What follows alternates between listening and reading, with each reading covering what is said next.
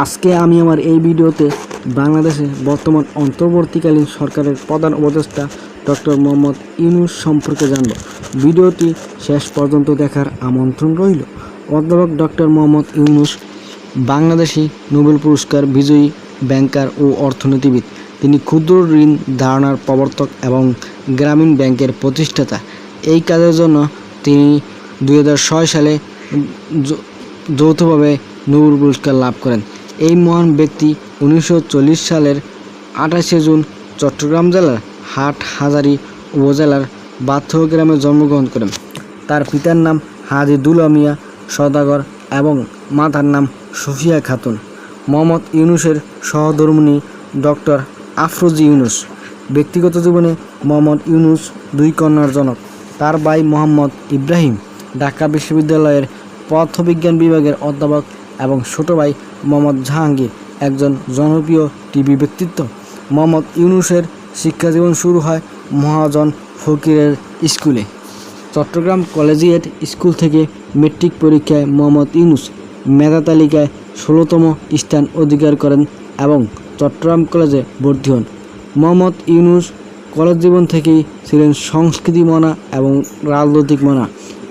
College নাটকে অভিনয় করে প্রথম পুরস্কার লাভ করেন তিনি।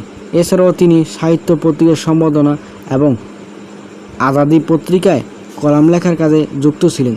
ক্লাস 7-এ পড়াকালীন তিনি বয়েজ স্কাউটস এ যোগ দেন এবং বয়েজ স্কাউটস এর পক্ষ থেকে মাত্র 15 বছর বয়সেই যুক্তরাষ্ট্র, কানাডা সহ এশিয়া এবং ইউরোপের বিভিন্ন দেশ ভ্রমণ করেন।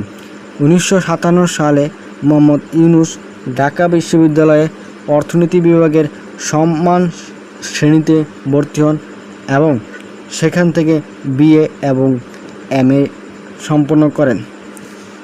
কর্মজীবনের শুরুতে Muhammad Yunus bureau of economics এ গবেষণা সহকারী হিসেবে যোগদান করেন। পরবর্তীতে 1962 সালে চট্টগ্রাম কলেজে প্রভাষক পদে যোগ দেন। 1965 সালে তিনি ফুলব্রাইট স্কলারশিপ নিয়ে যুক্তরাষ্ট্রে যান এবং পূর্ণ বৃত্তি নিয়ে যুক্তরাষ্ট্রের ভ্যান্ডারবিল্ট বিশ্ববিদ্যালয় থেকে 1969 সালে অর্থনীতিতে পিএইচডি ডিগ্রি অর্জন করেন।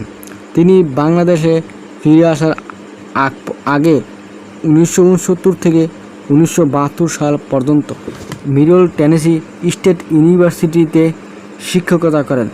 বাংলাদেশের মুক্তিযুদ্ধের সময় বাংলাদেশের পক্ষে বিদেশে জনমত গড়ে তোলা এবং মুক্তিযোদ্ধাদের সহায়তা প্রদানের জন্য সাংগঠনিক কাজে নিয়োজিত ছিলেন তিনি। 1972 সালে দেশে ফিরে তিনি চট্টগ্রাম বিশ্ববিদ্যালয়ে অর্থনীতি বিভাগের সহযোগী অধ্যাপক হিসেবে যোগদান করেন এবং এই বিভাগের প্রধান হিসেবে দায়িত্ব পালন করেন। 1975 সালে তিনি অধ্যাপক পদে উন্নীত হন এবং 1989 সাল পর্যন্ত এই পদে কর্মরত ছিলেন। ইউনূস দারিদ্রতার বিরুদ্ধে তার সংগ্রাম শুরু করেন 1974 সালে বাংলাদেশে সংঘটিত দুর্ভিক্ষের সময়। তিনি 1976 সালে গ্রামীণ ব্যাংক প্রতিষ্ঠা করেন গরিব বাংলাদেশের সাহায্য করার জন্য। তখন থেকে গ্রামীণ ব্যাংক 5.3 মিলিয়ন ঋণগ্রহীতাদের মধ্যে 5.1 বিলিয়ন মার্কিন ডলার ঋণ প্রদান করেন। ব্যাংকের পরিধি বাড়তে থাকে। ক্ষুদ্র ঋণের সঙ্গে যোগ হয় গৃহঋণ, মৎস্য খামার এবং সেচ ঋণ প্রকল্প সহ অন্যান্য ব্যাংকিং ব্যবস্থা। গরিবের অর্থনৈতিক উন্নয়নে গ্রামীণ ব্যাংকের সাফল্য উন্নত বিশ্বে এমনকি যুক্তরাষ্ট্রসহ অন্যান্য শিল্প উন্নত দেশসমূহকে গ্রামীণ ব্যাংকের এই মডেল ব্যবহার করতে উদ্বুদ্ধ করে।